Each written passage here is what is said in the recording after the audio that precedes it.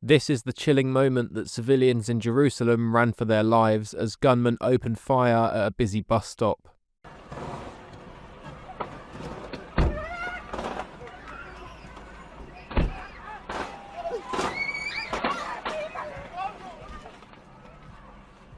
At least 6 people have died and dozens have been left injured after 2 terrorists stormed northern Jerusalem and opened fire at a busy bus stop, paramedics and police have said.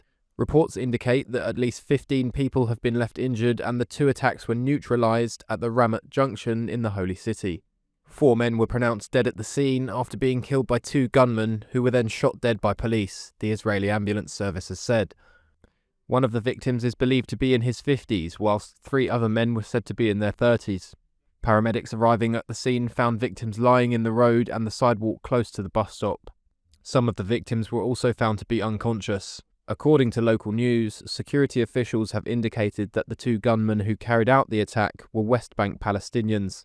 The 2 were believed to have set out from villages in the Ramallah area. However, their identities are still under investigation by Israeli security authorities. Footage showed dozens of people fleeing from a bus stop during the morning rush hour.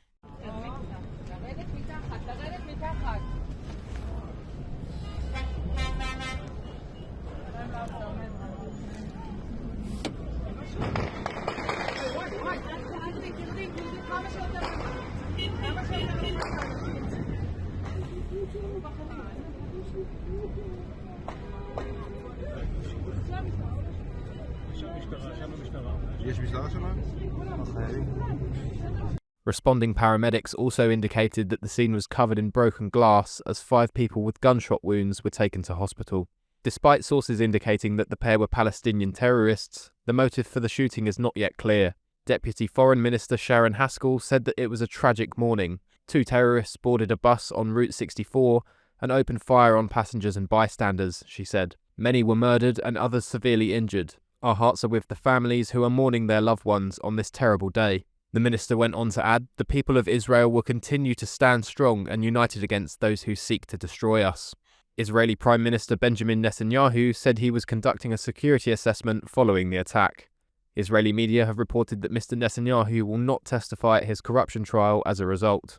It comes as the Israeli military destroyed a high-rise block in Gaza City. Defense Minister Israel Katz posted a video of the building collapsing on X, saying, "We are continuing."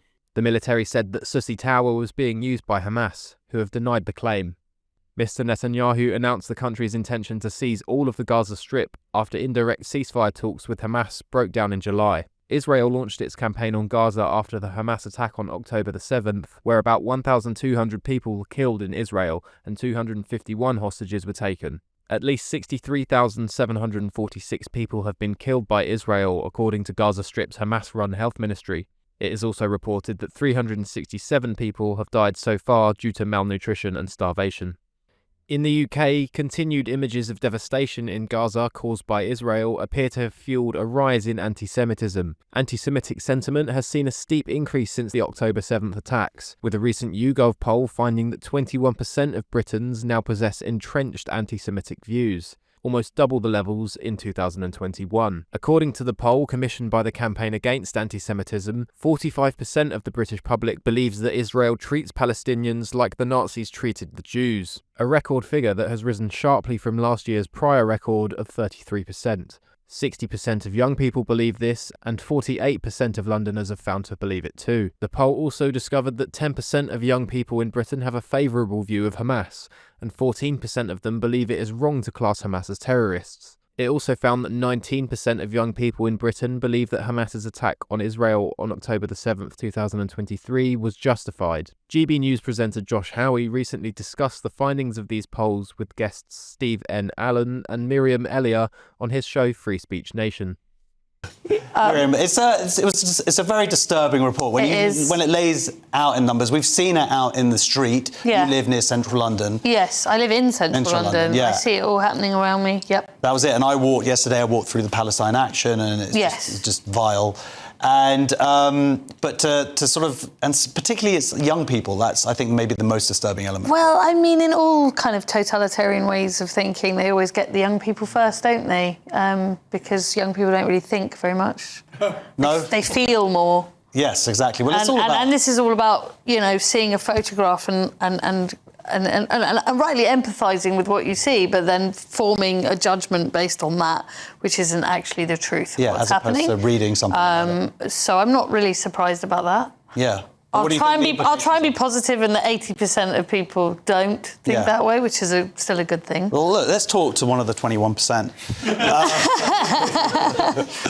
Steve, what do you think about this as someone who isn't Jewish and seeing what's happened over the last few years?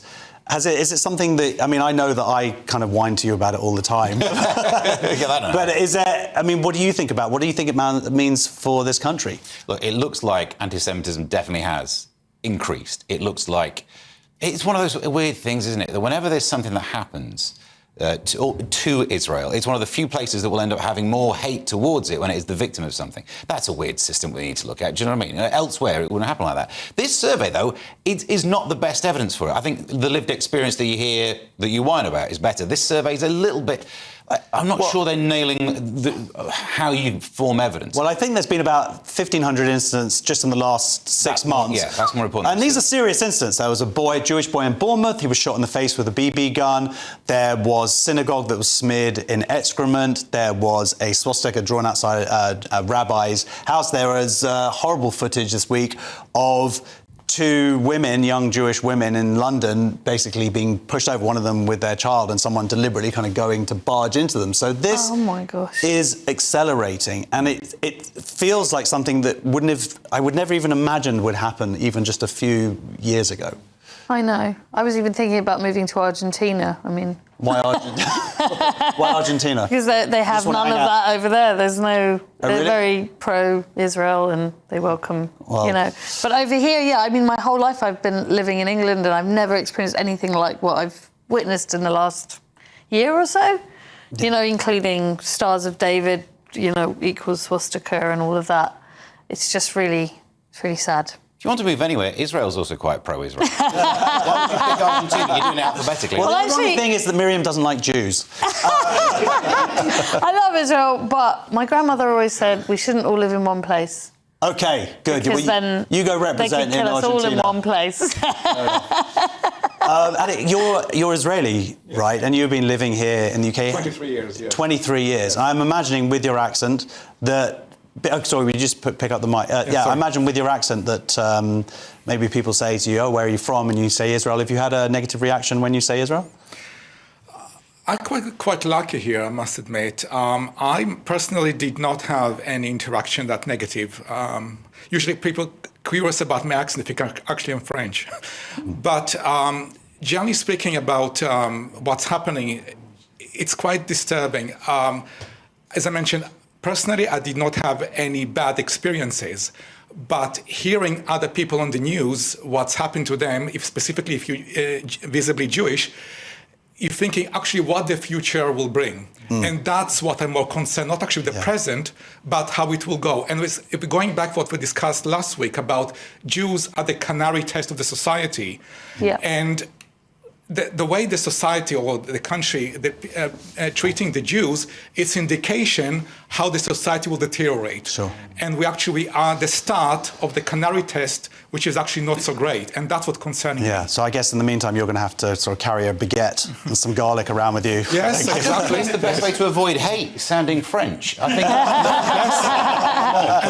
maybe that's what it is. Maybe you they say, oh, where are you from? And you say, oh, I'm from Israel. Well, at least you're not from France. Right, next question